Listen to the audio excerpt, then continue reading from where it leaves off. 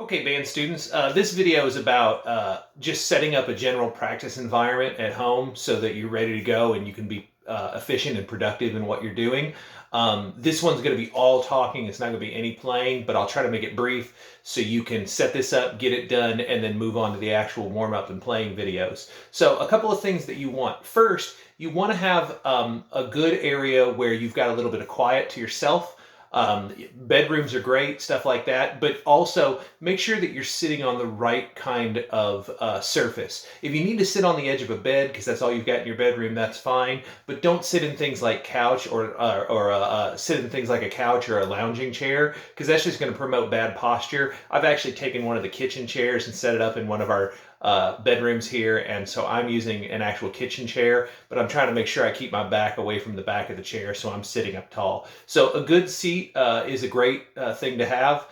Make sure that you're using something that is going to promote good posture.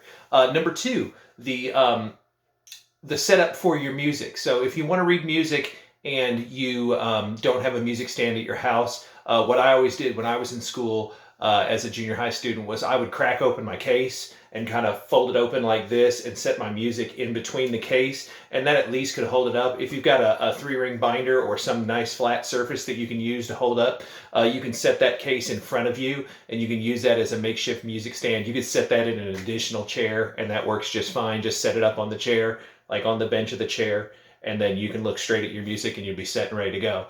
If you're a brass player, you definitely want to have one of these. This is just a spare towel. It's one I use out in the garage for when I'm working on my car or cleaning up the lawn and stuff like that. Just an old towel because you'll collect a lot of condensation in your instrument and you need something to blow it out into. And mom's going to get real upset if you got carpet in the house and you're blowing it onto the carpet. So get you an old towel of some sort and use that instead of the carpet or the hardwood floors or something like that, and then mom won't yell at you and we'll all be happy. Another thing is I always suggest using a metronome. Now, in this day and age with cell phones and whatnot, metronomes are pretty easy to come by. Number one, metronomeonline.com is a free online metronome. It's super, super simple. There's not a lot of features with it, but it works great. It'll click. It'll give you what you need.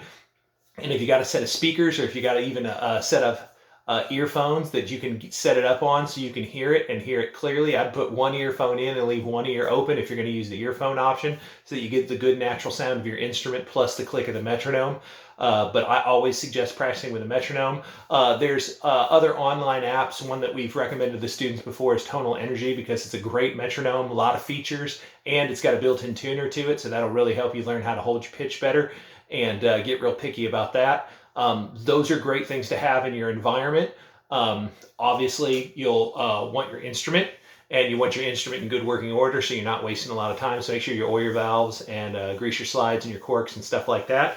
Another thing is because we're at home and you have a lot of options to you that you wouldn't normally have in a school classroom, be thoughtful about what you're eating and what you're drinking while you're playing your instrument. I would say eat nothing. There's really nothing that you can eat that you won't blow bits of that food into your instrument, and that'll cause problems with the mechanisms working and just basically turn into a bunch of yuck in your instrument. And as far as drinking goes, I would make sure that you only drink water. Okay, there's all kinds of stuff people drink, you know, juices, sodas, all that kind of stuff. Avoid all that stuff when you're playing your instrument. Keep it to clean, fresh water, and you won't have any problems whatsoever. That's about it for a general setup of your environment. Just make sure you have a good, quiet place to work so that you can get maximum efficiency done. If you've got the option of a bigger room, that'll help develop your sound a little bit, but we don't always have those options, so you use what you got. The garage sometimes works if you got nowhere else in the house to go. And then, you know, the other things that we talked about in the video, and everything else should work great.